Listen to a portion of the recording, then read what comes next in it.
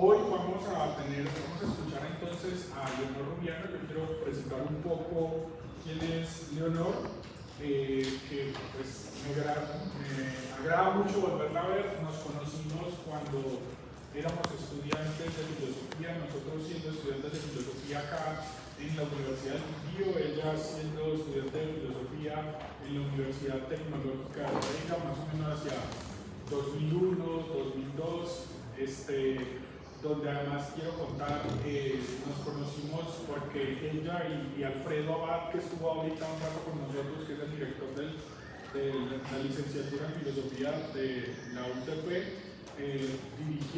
fueron fundadores, dirigieron y emprendieron un proyecto académico, editorial muy interesante por esa época, que se llamó Revista de Filosofía Paradoxa. ¿Sí? En esa revista fue un proyecto muy agradable, un proyecto muy ameno que rondó por todo el país y en el cual, por ejemplo, varios de nosotros siendo estudiantes publicamos allí algunos artículos, ¿sí? Y que ellos lideraron ese proceso durante más o menos 12 años, algo así, con 16 números, que ahorita en la conversación que teníamos, posiblemente vamos a tener toda la conexión en 15 días que nos lleguen los otros ejemplares que no tenemos, algunos los tenemos en el programa, los otros entonces nos los va a donar el director Alfredo Abad para tenerlos.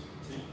Entonces para mí es grato, digamos, volverme a encontrar con Leonor, con Alfredo, que nos conocemos hace ya bastante tiempo. Gracias, Carlos Mario.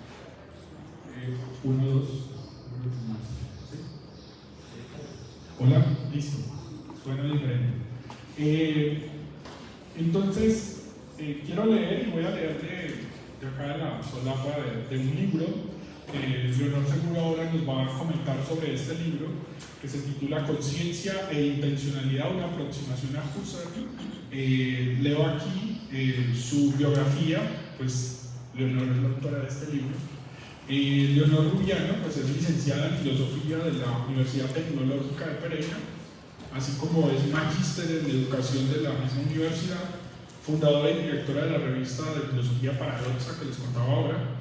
Ha sido docente del Departamento de Humanidades de la Universidad Tecnológica de Pereira y también ha sido docente de la Universidad Católica de Pereira, así como fue directora de la licenciatura en Educación Religiosa de esta misma universidad, la Universidad Católica de Pereira.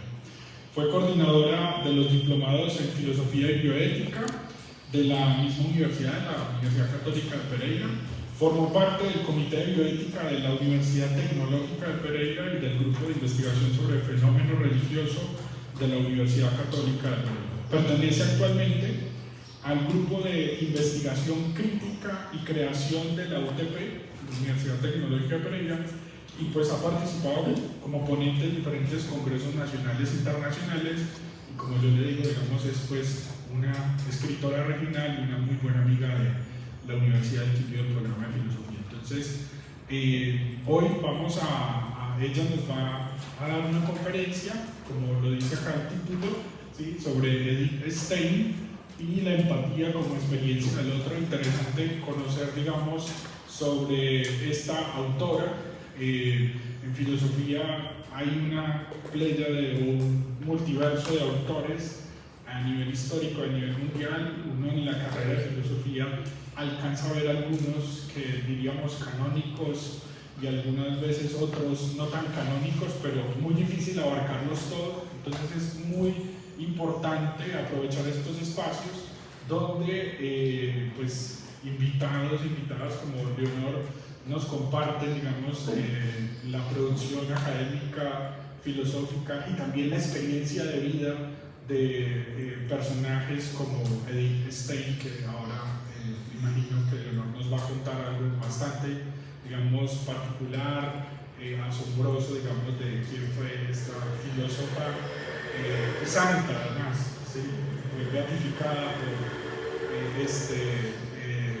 el Vaticano, ¿sí? Bueno, ahora ella nos va a contar y pues yo de antemano quiero pedirle un aplauso para Leonor.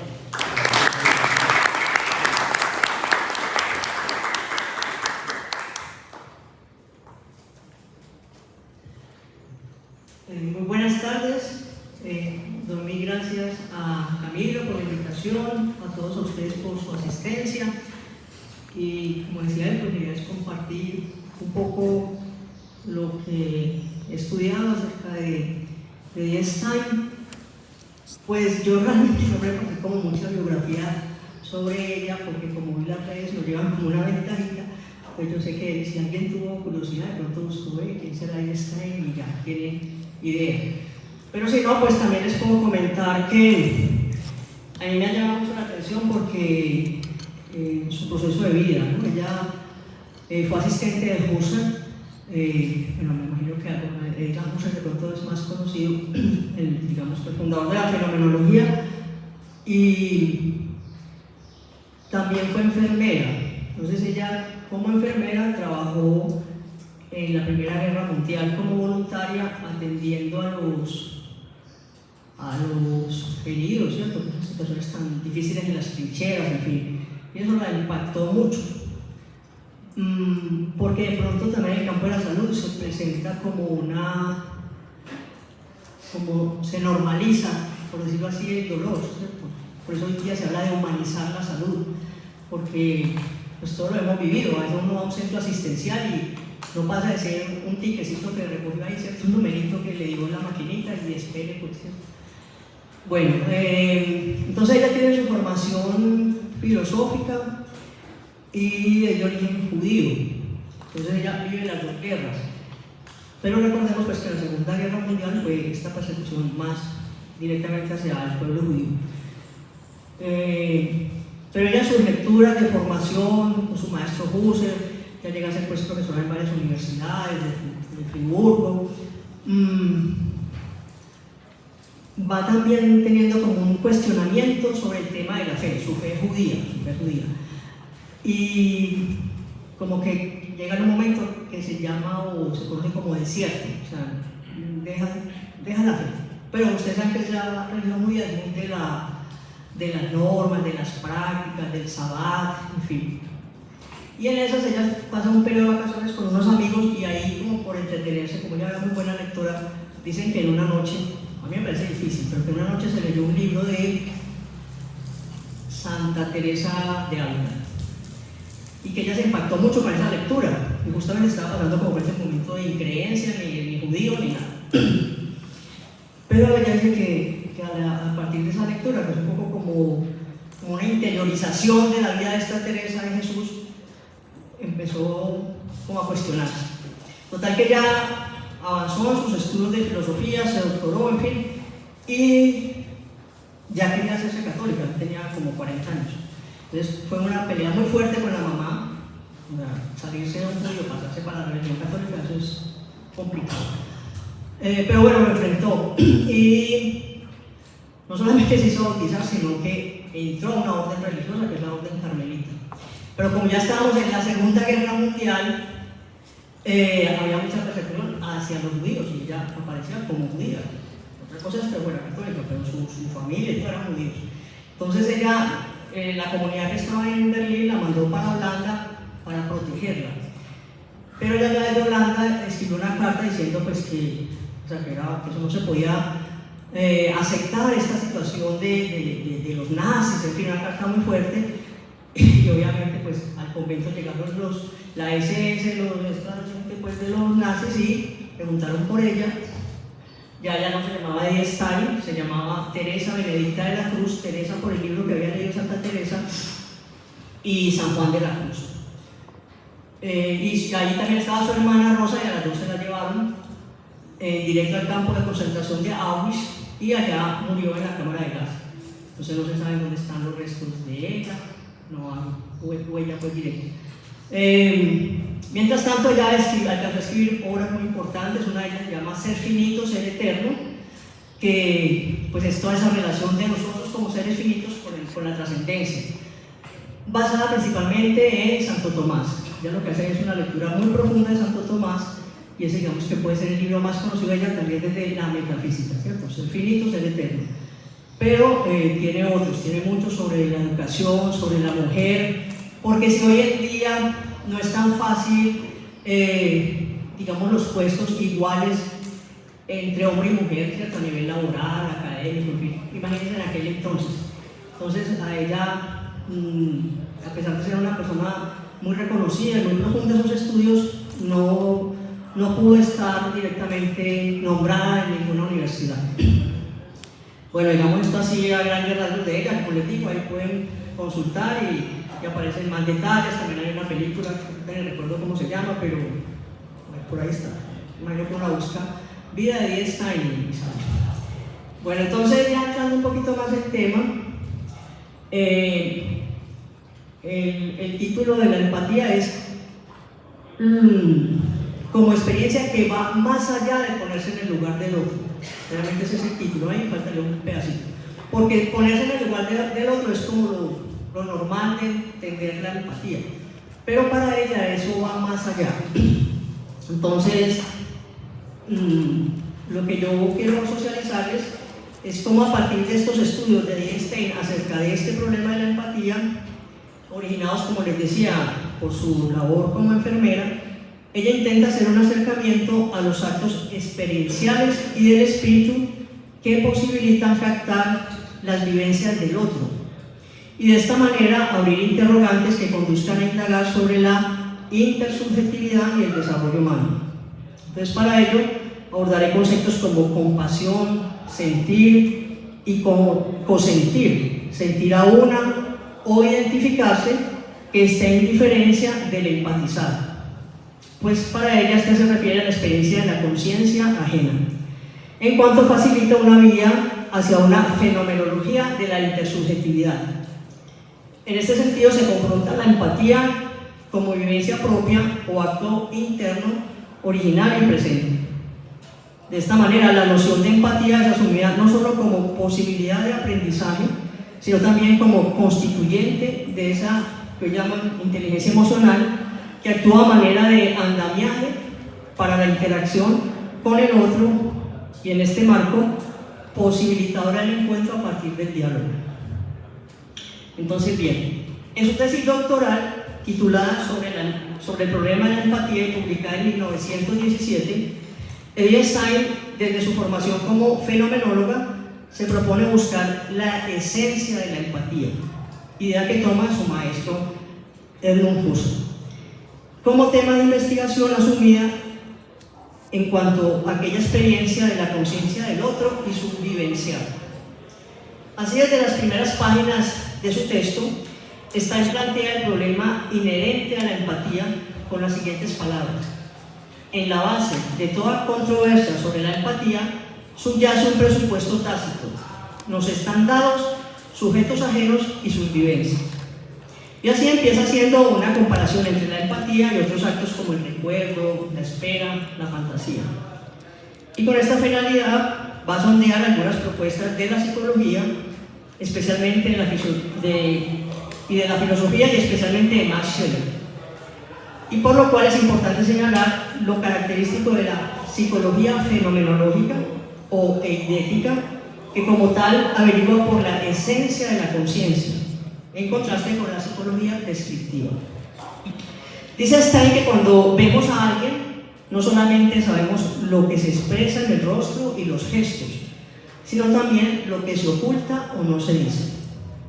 Y da un ejemplo de una situación X en la que en algún momento alguien interviene de manera un poco imprudente o inoportuna y por ello su cara se enrojece, lo cual me lleva a entender no solo su avergonzarse, sino también que aquella persona admite su impertinencia y se siente avergonzada. Sin embargo, nada de lo que aparece a nivel de observación expresa la motivación o el juicio acerca de la imprudencia, de tal imprudencia. De allí que para Stein la empatía comparta con la percepción el hecho de que en ambos el objeto mismo se da en un aquí y una ahora, lo que lleva a afirmar que la empatía sea un acto originario en cuanto a vivencia presente, pero no originario según su contenido, porque tal contenido aparece ante mí de inmediato, como sería el caso de la tristeza que ve en el rostro ajeno, pero en tanto indago acerca de lo subyacente, esa vivencia me ha transportado hacia dentro de mí misma, es decir, que estoy volcada en ella hacia su objeto. En tal sentido, la empatía se asemeja a aquellos actos de la conciencia pura en los que lo que uno vivencia no está dado originariamente, tal como sucede con la fantasía, el recuerdo o la espera. Esto lo voy a ir desarrollando, digamos, en el transcurso de la presentación. Entonces la empatía tendría una doble simultaneidad al ser asumida.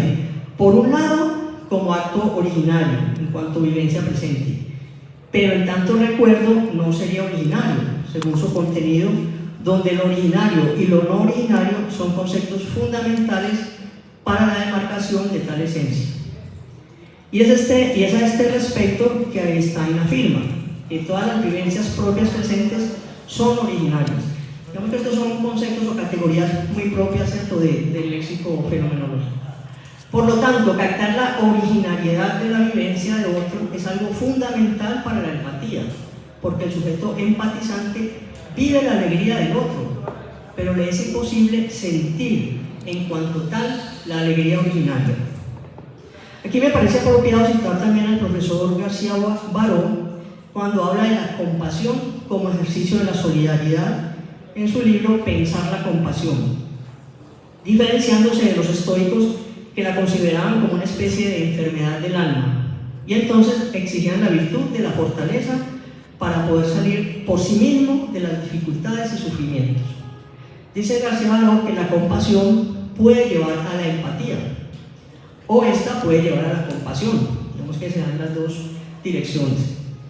Y así esta conduce a la acción, porque la compasión humaniza y no puede ser motivo de degradación del otro al instrumentalizarlo, cuando lo que se anhela no es más que simplemente aliviar las propias limitaciones o dolores.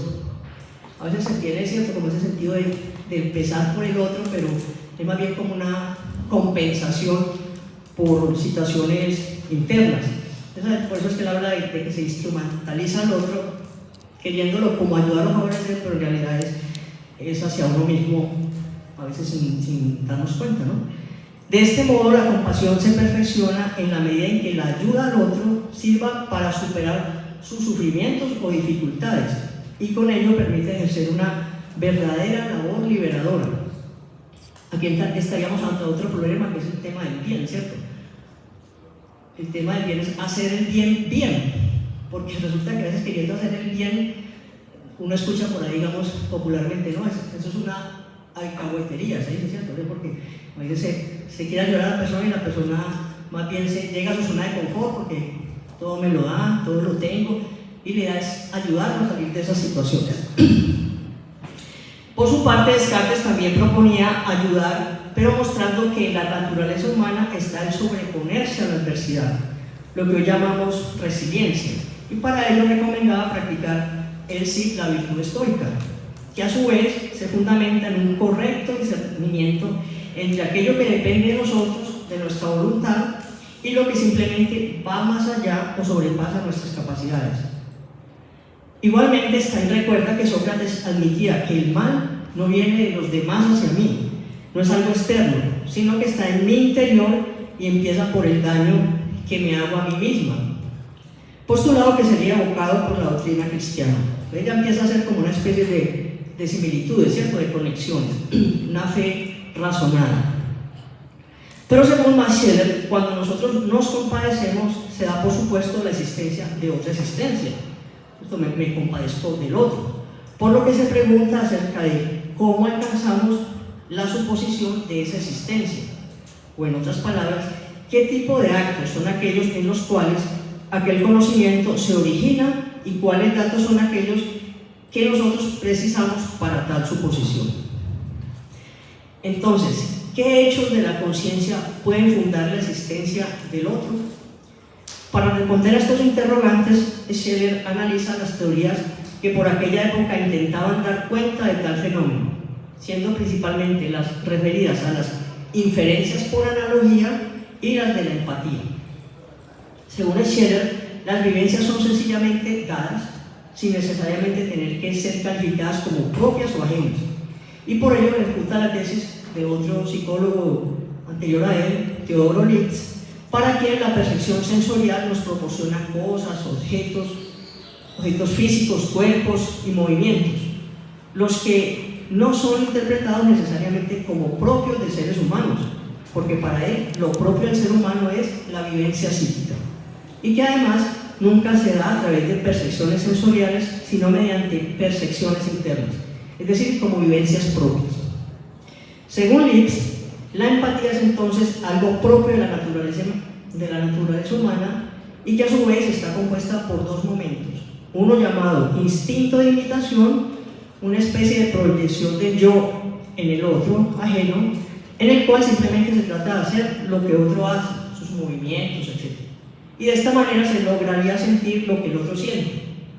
Por ejemplo, lo que sucede en un velorio, ¿cierto? Hay ahí como una difusión de llanto. Y al otro momento sería el instinto de manifestación vital, que hace de la imitación una vivencia determinada y propia. Lo cual para Scheller es simplemente imposible, al pensar en algo así como una copia o reflejo de mi yo. En este punto de la imitación, Stein coincide con la crítica de Scheller a Lipps, pues para ella igualmente descarta la imitación como explicación de la empatía. Porque si bien hay sentimientos inducidos de alguna manera en nosotros, a partir de lo visto en otra persona, por ejemplo al ver alegre o triste a mi familia, muy probablemente también yo lo esté. Pero esto sería para Stein un contagio de sentimientos, pero no sería un vivencial de la conciencia ajena, como ocurre en la empatía, ya que nos podrían explicar los motivos de tal alegría o tristeza y así sabríamos algo acerca de por qué están en esa situación, pero no accederíamos al darse de esa vivencia. En últimas, Scheller califica esta teoría de procedimental, aunque pues no la llama así, cuando dice que ella proporciona una hipótesis sobre el procedimiento mediante el cual alcanzamos una suposición, pero nunca es capaz de asegurarnos los fundamentos de esa suposición. En otras palabras, esta teoría de la empatía solamente alcanza a explicar la ilusión en que sucumbimos cuando uno cree que una parte mía de mi yo se encuentra en el yo ajeno. Además, para Scheller, solo sabemos que el yo ajeno es un individuo, nosotros sabemos que es un otro, y no es al revés, es decir, que es un individuo porque es un otro.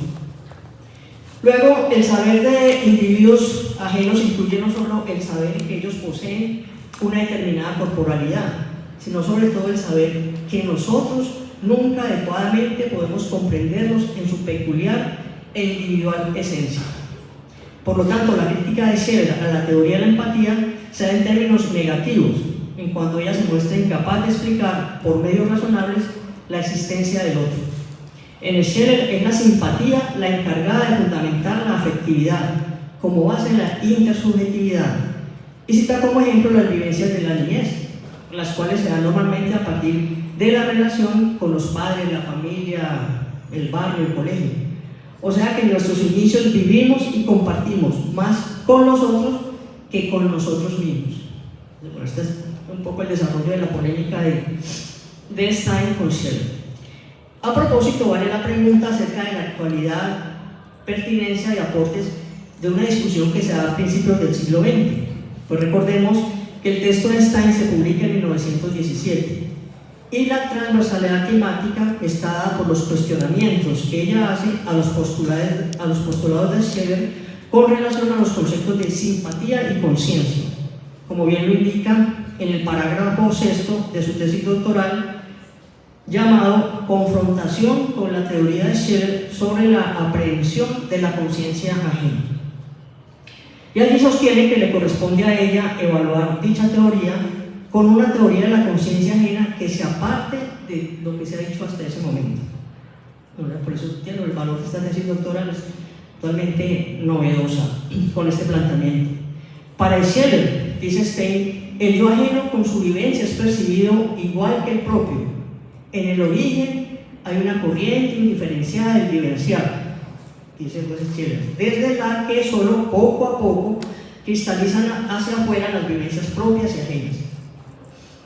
Entonces ella toma como cada expresión de ese párrafo y dice: esta es la observación central que Stein va a hacer a Scheller y que radica en que si se toma en serio su discurso de la corriente indiferenciada de vivencias, no es posible entender cómo se debe llegar a una diferenciación dentro de ella. Y esto para Stein es algo irrealizable. y dice, pues cada vivencia es esencialmente vivencia de un yo, y fenomenalmente tampoco es separable en absoluto de él. En este sentido, las vivencias propias y ajenas pertenecen a distintos individuos y no son en ningún sentido una especie de marea de vivencias, es decir, que pertenecen a diferentes sujetos anímicos sustanciales y cualitativamente formados. Entonces agrega, estos individuos y sus vivencias deben ser accesibles de la misma manera que la percepción interna. Otro interrogante en este debate sería acerca de qué es para Stein la comunidad, a lo cual responde en otra obra titulada La estructura de la persona humana, y dice que el individuo no queda realmente absorbido por la vida de la comunidad, y tan solo en cuanto él vive como miembro de la comunidad, se expresa en su comportamiento el carácter de la comunidad. Así, contesta las afirmaciones de Scheler que aludíamos anteriormente, según la cual el ser humano vive más en los otros que en sí mismo. Además, pide diferenciar entre lo propio de una comunidad o un pueblo de lo propio de los individuos que pertenecen a ella, y lo dice así en su texto sobre el ser social de la persona humana. El carácter popular de los conciudadanos y el carácter del pueblo no tienen por qué coincidir enteramente. O sea que Stein también tenía una fuerte preocupación por todo el tema sociológico. Adicional a los comentarios que podemos destacar de Stein y Scheler es el referido a la diferencia entre reflexión y percepción interna o autopercepción, ya que para Stein la reflexión es invariablemente la vivencia actual de un vivenciar actual, mientras que la percepción interna puede ser inactual. Pero lo más importante de este asunto radica en el hecho de la relación que puede establecerse con la empatía, porque para Stein es viable constituir tanto conexiones como contradicciones entre la percepción interna y la empatía. Y lo expresa así, diciendo: así como en las vivencias propias percibidas se manifiesta el yo propio, así en las empatizadas se manifiesta el individuo ajeno. Pero también vemos la diferencia. En un caso, la presentación de las vivencias constituyentes es originaria, en otro caso, no originaria. Hasta allí pues esa parte. Así, la percepción interna, al no ser actual, incluiría todas aquellas inactualidades que, unidas, constituyen mi vivencial presente, donde en el recuerdo se revela mi memoria y en los actos de percepción externa la percepción de mis sentidos. Pero ya hemos dicho que para Stein es primordial diferenciar los conceptos o lo que se entiende por empatizar y compadecerse, consentir, sentir a una o identificarse. Para ella la compasión es ante todo un sentimiento dirigido hacia otro sentimiento. Ella dice que sería una especie de encuentro de sentimientos, mientras que el consentir es la orientación hacia el objeto. Es decir, cuando me alegro de algo o por algo, me estoy alegrando de aquello de lo cual el otro se alegra, pero en sentido estricto no me alegro de su alegría. Así se puede hablar de una alegría originaria por la alegría del otro, y de una alegría no originaria que se corresponde con la empatía a ser tomada como experiencia de una conciencia extraña, y que en cuanto tal se constituye en una vía para acceder a una fenomenología de la intersubjetividad. De esta manera se puede afirmar que la empatía, más que un saber, es una experiencia, en tanto es búsqueda de esencias, al posibilitar la explicación de, por ejemplo, la tristeza o el dolor del otro. Por ello no se puede decir que sea analogía, imitación o asociación, porque en estas no hay pretensión de llegar a la esencia. La empatía es la que posibilita el sentir a una, y da un ejemplo muy sencillo acerca de esto, al decir que cuando por los medios de comunicación, ya decía pues en la prensa en ese tiempo, serían las redes, nos damos cuenta de una buena noticia, todos podemos sentir el mismo sentimiento de alegría, pero esto no elimina los límites que separan un yo del otro. Sentimos la alegría que no es la del tú y el yo aislados, pero ese tú y yo permanecen unidos en el nosotros. Ningún yo es el sujeto del sentir a una, porque este ha sido posible por la empatía. Con lo explicitado hasta aquí, ya es posible comprender por qué la empatía extralimita el simple ponerse en el lugar del otro, ya que es el vivenciar de la propia conciencia lo que involucra una experiencia de la conciencia ajena. Entonces mire que es como el aporte que ella hace, ¿cierto? Obviamente sería para una charla más larga o hasta de un semestre, porque uno siempre lo ve como es estar en el otro, pero es que empiezas por ese conocimiento propio. El vivenciar de la propia conciencia lo que involucra una experiencia de la conciencia ajena.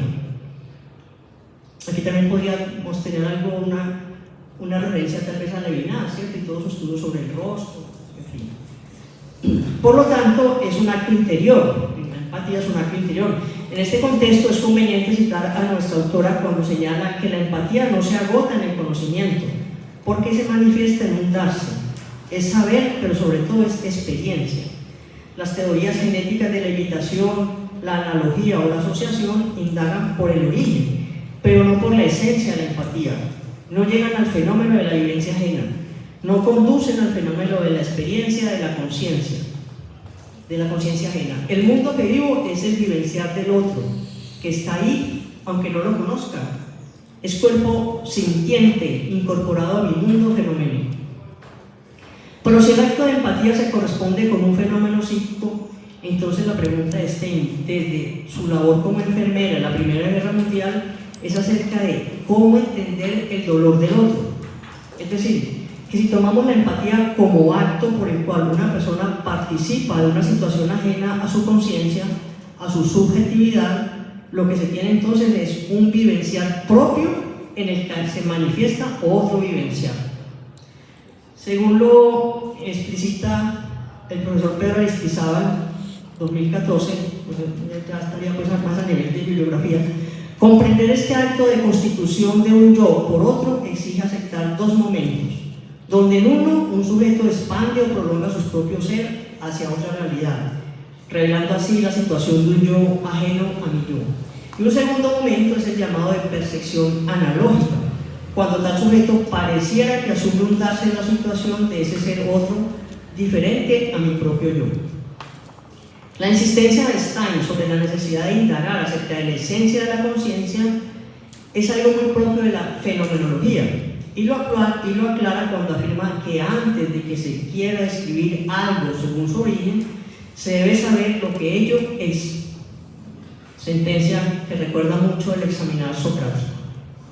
Ahora bien, el planteamiento apropiado de Stein sobre la empatía se encuentra en la tercera parte de su tesis denominada La constitución del individuo psicofísico. Y allí ella considera que lo que hemos hecho hasta ahora era una descripción de la esencia de los actos de empatía. La mayor tarea, con diferencia, está todavía ante nosotros: el tratamiento de la empatía como problema de constitución, o sea, la solución de la pregunta sobre cómo se constituyen en la conciencia las objetividades de las que hablan las teorías usuales de la empatía, a saber, individuo psicofísico, personalidad y semejantes. Con este fin, Stein quiere dejar fundamentado en primer lugar el yo individual o individuo, y lo define de este modo: un objeto que es el individuo, un objeto unitario en el que la unidad de conciencia de un yo y un cuerpo físico se unen inseparablemente, por lo que cada uno de ellos adquiere un nuevo carácter. El cuerpo aparece como cuerpo vivo y la conciencia como alma del individuo unitario. Por lo tanto, para ella el problema crucial de la empatía consiste en explicitar cómo se constituye para nosotros el individuo ajeno. En otras palabras, su interés es interpretar las relaciones intersubjetivas desde la capacidad de comunicarse con el otro. Y por ello define la empatía como una vivencia que cuando aparece ante mí de golpe está ante mí como objeto. Por ejemplo, la tristeza que veo en la cara del otro, su alegría. Pero en tanto que voy tras las tendencias implícitas, intento traerme como dato más claramente realmente de qué humor se encuentra el otro. Ella ya no es objeto en sentido propio, sino que me ha transferido hacia dentro de sí. Ya no estoy vuelto hacia ella, sino vuelto a mí misma. Su objeto soy yo. Estoy en su lugar, y solo tras la clarificación lograda en la ejecución me hace frente otra vez la vivencia como objeto. Nuestro apreciado profesor García Baró, a quien ya citamos previamente, ha elaborado una interpretación interesante de este texto y destaca que sería la representación, la inmersión y la síntesis. Entonces él lleva este párrafo como a 3 categorías: representación, inmersión y síntesis, que serían los 3 componentes principales de la empatía. Y dice él que para Stein la representación sería una intuición representativa donde hay una vivencia que se hace presente a mi conciencia. La inmersión sería un sumergirse en la vivencia del otro, y la síntesis es retomar el origen del proceso, pero con el agregado de hacer explícito el sentido. Otro modo de presentar el asunto de la empatía en Stein es el asumirlo desde el espíritu, pues para ella cada acto de empatía, esto es, con cada aprehensión de un acto sentimental, ya hemos penetrado en el reino del espíritu. Pues así como en los actos de percepción se constituye la naturaleza física, del mismo modo se constituye un nuevo reino de objetos en el sentimiento, de tal manera que el ser humano solo puede ser comprendido en tanto ser espiritual, es decir, capaz de trascenderse. Por eso la empatía posibilita el reconocer al otro como alguien en tanto sujeto espiritual. Así, la empatía es la aprehensión de las vivencias ajenas. Y aquí concuerda Husserl y Stein, no obstante algunas discrepancias, pero admitida tal esencia de la empatía, se admite con ella que la estructura indisoluble de la persona humana está determinada por lo psicofísico y lo espiritual, donde armonizan el cuerpo y el alma, o si que el espíritu o la conciencia como correlato del mundo de objetos. Así la empatía es por naturaleza un acto espiritual, al hacerse posible en el espíritu de la persona. El cuerpo es la manifestación primaria y diferenciadora de los demás cuerpos que nos rodean, y él está siempre aquí, mientras que todos los demás objetos están ahí. Para Stein, el enlace entre percepción interna y empatía se da porque, si bien en la percepción interna se manifiesta el yo propio, en la empatía quien se exhibe es el individuo ajeno. Empero el mayor contraste se da en el hecho de que en un primer caso la presentación de las vivencias es originaria, mientras en el segundo es no originaria, debido a que cuando se vivencia un sentimiento como de otro, se tiene una doble simultaneidad, donde por un lado es originario, decíamos lo propio del aquí y ahora, pero por otro lado se da como no originario. La no originariedad de las vivencias empatizadas induce a desestimar el título común de percepción interna para la aprehensión de las vivencias propias y ajenas. Si se quiere resaltar el carácter común de ambas, dice ella que sería mejor hablar de intuición interna. Dicha intuición abarcaría también la presentación no originaria de las vivencias propias, como el recuerdo, la espera, la fantasía. Bueno, pero ¿cómo explicar esa experiencia del otro? Aquí hay un texto de Husserl que no sé si vale la pena leerlo, pero obviamente que ella retoma mucho pues de su maestro, y como quisiera dejar más espacio pronto para el diálogo. Entonces finalmente considero, ya no es mío, considero acertado afirmar que el tema de la empatía es algo de mucha actualidad y puede ir desde tratar de vivenciar el dolor, la tristeza del otro, ya sea amigo o desconocido, como la alegría de alguien. Se puede asegurar que la empatía deja hablar acerca de las relaciones con nuestro cercano, con nuestro próximo, porque nos mueve a actuar al convocarnos a entrar en esa conciencia ajena, algo que supera el simple ponernos en el lugar del otro. Y algo que puede parecer tal vez demasiado teórico, a la vez puede tener gran aplicación en áreas como la salud, donde cada día se pide más por su humanización, o la educación, pues esto fue vivenciado directamente por Edith Stein. Entonces ella puede remitirnos a los escritos de ella sobre la educación, que son muy interesantes. Tiene también muchos escritos sobre la mujer, verdad que es una autora profunda.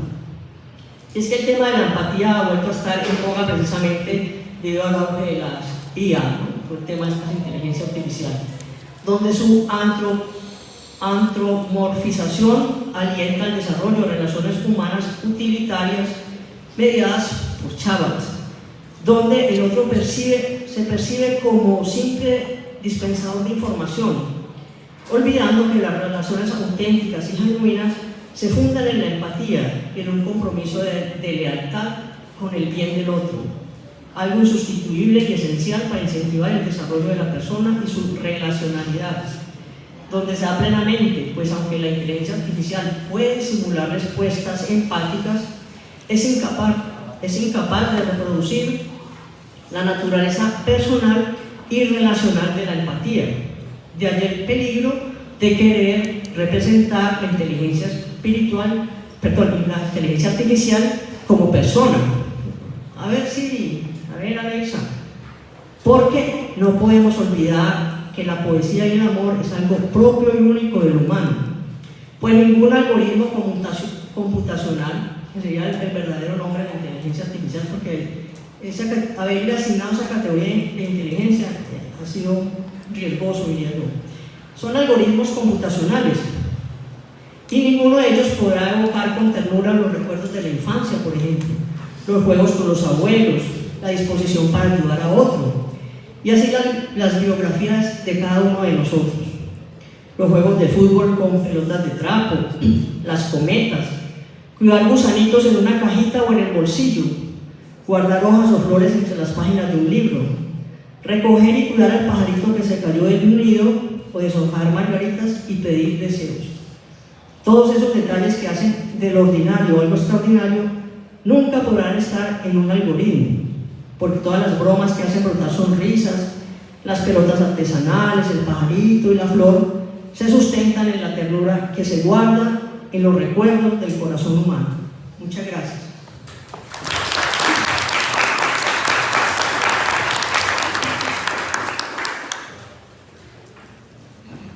Muchas gracias a Leonor. Abrimos espacio entonces para preguntas, comentarios. Me vaya que estoy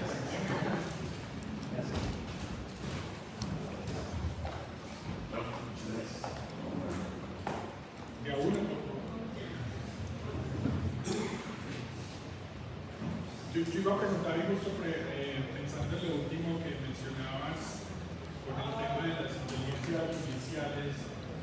Sí, está bien, digamos, queda muy difícil decir que el algoritmo computacional sea empático, pero más bien sí podríamos decir que nosotros somos los empáticos frente a las respuestas del algoritmo, y en ese caso no estaríamos contemplando, digamos, si nosotros somos los empáticos al considerar la respuesta que genera la máquina, sí estaríamos dándole un criterio de otro a la máquina. Pues yo diría que realmente en eso es lo que hemos caído, ¿cierto? No sé si ustedes han visto una película justamente que se llama así, ¿no? Ella. ¿Cierto? Ella. Que plantea pues ese problema de cómo se establece una relación afectiva con un algoritmo computacional. Pero realmente creo que eso es que está generando problemas humanos que de pronto todavía pasan un poco desapercibidos, pero es que yo creo que todos lo hemos visto. Alexa llama a mi mamá que iba a preguntarle algo, llámala tú directamente, porque tienes que intermediar por ahí. Siri, quiero escuchar a ¿quién? No sé, Shakira que está ahora en Guadalajara. O sea, hemos llegado ya como unas dependencias que yo creo que sí deberían alertar, ¿no? Pero que en el fondo yo creo que desde lo que plantea Stein, ahí no se daría realmente una empatía, ¿sí? O sea, es que es imposible, me parece imposible, porque si partimos de que el empatizar empieza siendo por un vivenciar que más bien yo lo llevo al otro, no al revés como normalmente se hace.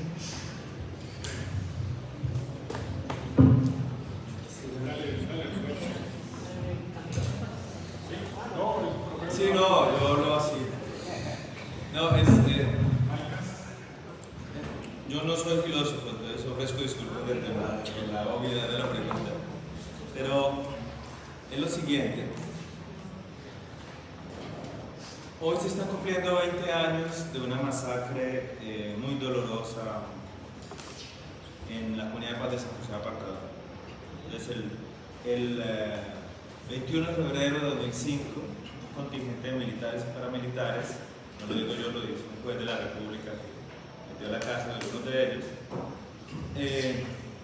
asesinaron a Luis Eduardo Guerra, que era uno de los fundadores de la comunidad, a su esposa de Yanira, a su hijo Duvernay de 11 años, al cual decapitaron, y fueron a otra casa, asesinaron a Alfonso Bolívar, a su esposa Sandra, a su hija Natalia de 6 años, a su hijo Santiago de 18 meses y a un trabajador, Alejandro.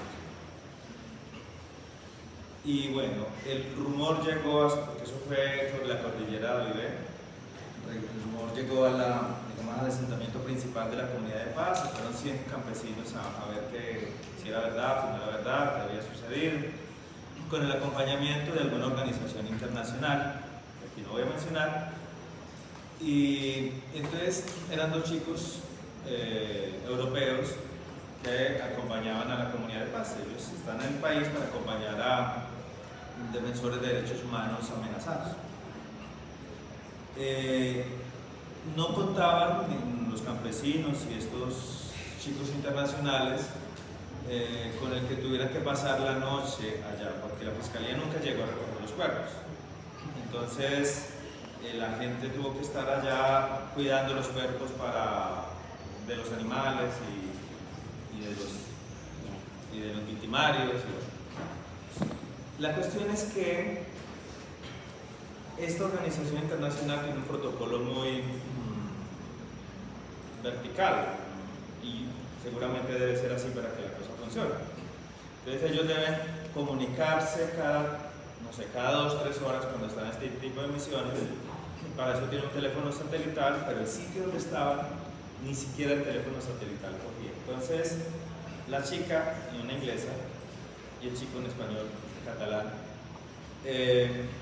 pues se vieron frente a esta situación.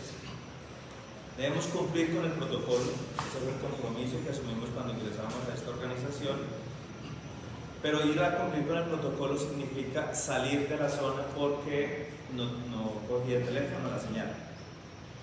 Y el chico decía, no, pero ¿cómo vamos a dejar a la gente acá? Dejemos el protocolo a un lado y quedémonos con la gente. Seguramente la chica también estaba muy acongojada por la situación, incluso pues llegó hasta allá y a arriesgar la vida también, ¿no? Entonces, pero ella dijo, no, el protocolo, y si usted no viene, yo me voy sola. Y eso obligó al chico catalán, contra su voluntad, a irse con ella. Y yo me estoy preguntando acá por la empatía y la situación de estos 2 muchachos, ¿sí? No voy a involucrar pues los sentidos de la comunidad. Y yo me estoy preguntando si la empatía tiene niveles o si en esa situación la chica inglesa no fue empática y el chico catalán sí. O desde el punto de vista de la empatía, ¿cómo podría un poco como calificarse, si nos permitimos el término en unas comillas bien grandes, esa situación? Pues primero por el caso que tú traes, lo que plantea como en primer momento es un dilema moral en el que a la día nos enfrentamos, ¿cierto? La ley que dice una cosa, pero la realidad nos está mostrando otra. Y yo creo que siempre por encima de la norma escrita, ¿cierto? La norma se hizo para el hombre o para la persona, digamos así, y no la persona para la ley. Entonces a eso nos lleva a esa situación que tú planteas. Pero allí yo diría que más que un tema de empatía, es un tema de vernos todas las personas como integridad, ¿cierto? Como integridad corporal, emocional, espiritual, afectiva, relacional, que nos lleva a a tomar ese tipo de decisiones frente a un caso de esto, ¿cierto? O sea, obviamente allí había que comunicarse, estaban incomunicados. Pero yo diría que supera como la pretensión de la categoría de empatía. Allí ellos se enfrentan a una situación límite, podríamos decirlo así, un poco de las que hablaba Yasco, ¿no? Hay más bien una situación límite donde ellos que han estado conviviendo con su comunidad se ven ante una situación que los sobrepasa, ¿cierto? Que los sobrepasa. Entonces, están también unos estudios muy amplios sobre todo ese tema de las comunidades y de lo social. Algo alcancé a señalar, ¿cierto? De cómo su comunidad mantiene su identidad, pero eso no implica que se absorba la identidad individual. Yo creo que hasta mis límites te podría responder así.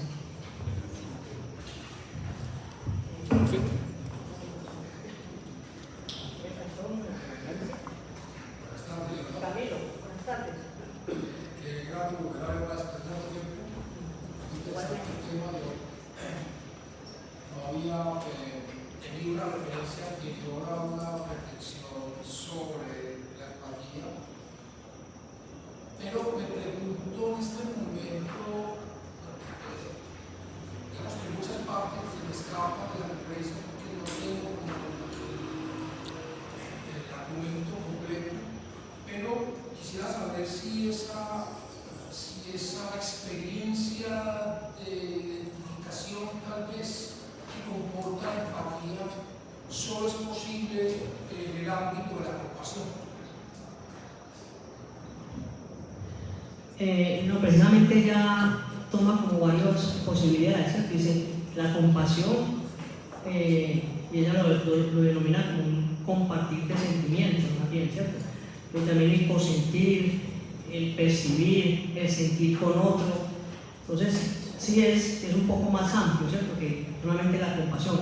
Porque la compasión, decía ella, que nos puede llevar a ese como instrumentalizar al otro, que se cae, ¿cierto? Como decían, pobrecito, el pobrecito. Entonces, a veces estamos llenando vacíos internos y se le da la moneda o se le ayuda de alguna manera, pero esa persona hay una categoría que por ejemplo no se trabajó, que es el de dignidad, ¿cierto? O sea, hay que rescatarle su dignidad como persona por una situación que puede ser pasajera. De hecho, hoy se habla de habitante en situación de calle, persona en situación de desplazamiento. Hace 5 años decía el desplazado, el habitante de calle, y no, ¿cierto? Es una situación que puede ser superada con apoyo de la comunidad. Entonces sí va más allá de la compasión.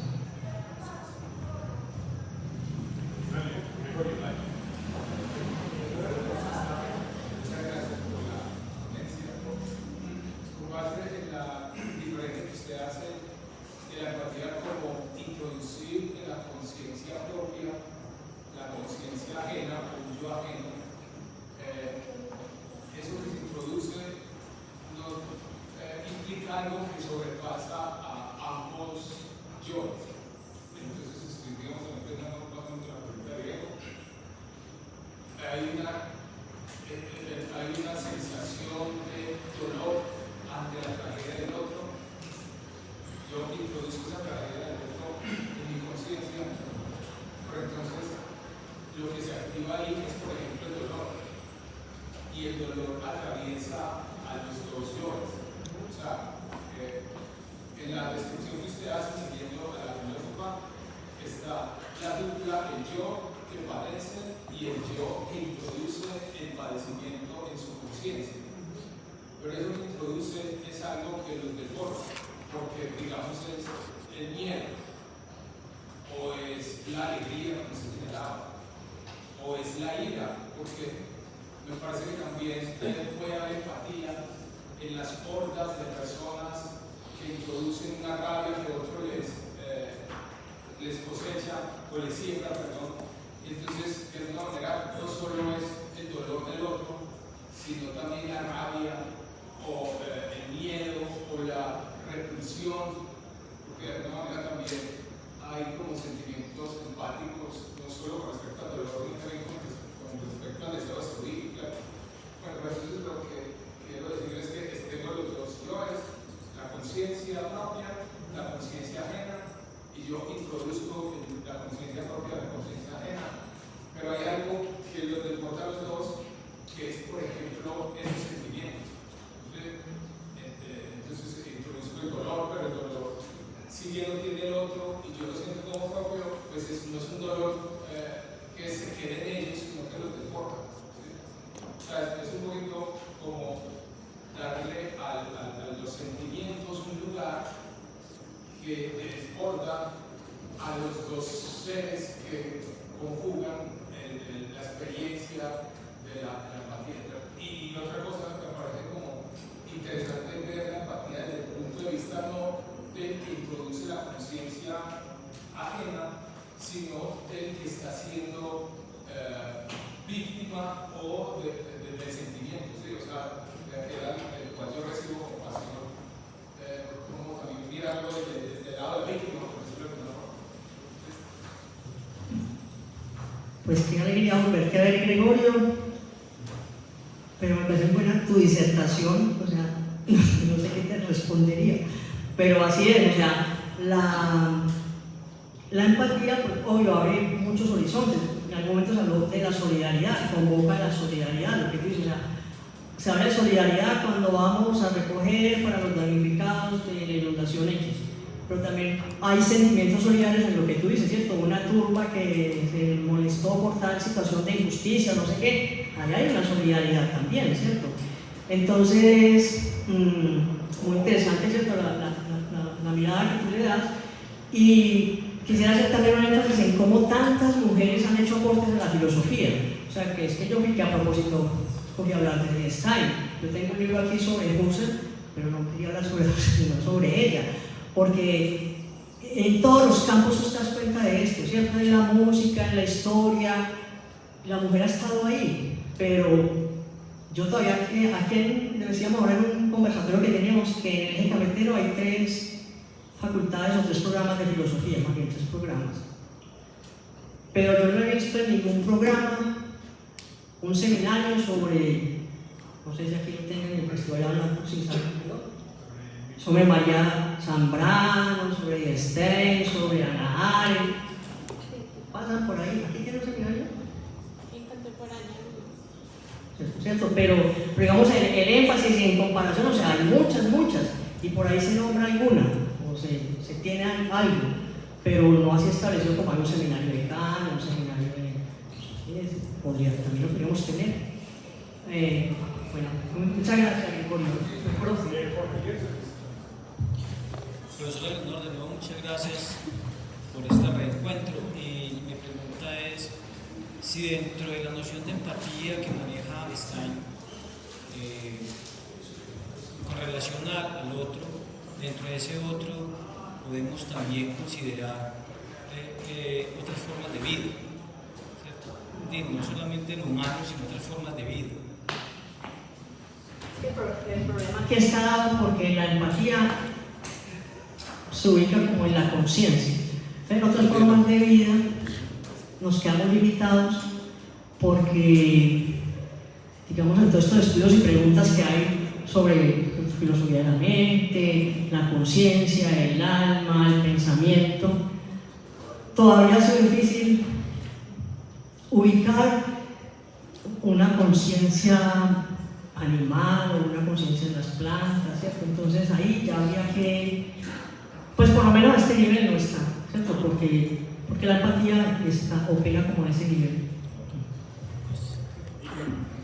Sí, profe Leonor, si de pronto podría hacer énfasis un poco en la cuestión corporal asociada con la experiencia del otro y con la empatía, que fue pues un punto que se mencionó, pues también teniendo en cuenta eso, que como que la premisa es la conciencia, mi conciencia y la relación con el otro en ella, pero había ese otro elemento que era corporal, en cierto momento de la presentación se mencionó. Pues yo diría que la empatía, y tal vez en ese sentido que lo mencioné, pues empieza con la corporalidad del otro, ¿cierto? Porque yo no puedo ser empática con el ángel que no veo, ¿cierto? O sea, hay una realidad física que es lo biológico, o sea, el cuerpo del otro, el cuerpo me habla, el cuerpo, todo eso que ha desarrollado Merleau-Ponty y tantos otros. Y ella parte de esa premisa, ¿cierto? La empatía me está dada por ese ser integral que es corpóreo, que es emocional, que es afectivo, que es espiritual, o sea, todas esas, y que es relacional, sobre todo toda la filosofía personalista de todos estos franceses, no recuerdo ahorita el nombre de él, que han ampliado ese concepto de persona, ¿cierto? Porque pues, si nos vamos a hueso, es muy reducido ese concepto de persona, ¿cierto? Sustancia individual de naturaleza racional. Pero el personalismo bien dice, no, pero es que la persona es mucho más que eso, ¿cierto? Es un individuo, claro que sí, es una sustancia que aquí todos somos, ¿cierto? Individualizados unos del otro. Racionales, sí. Pero está lo relacional, antes no se consideraba, está todo lo afectivo, lo emocional y lo espiritual, ¿cierto? Que eso no se puede descartar. Entonces yo diría que es muy importante lo que tú dices, profundizar sobre todo este tema del cuerpo, pero la pretensión mía era hoy como un esbozo, ¿cierto? De esta tesis de Stein y una invitación como a profundizar en tantas aristas que deja por ahí nombradas.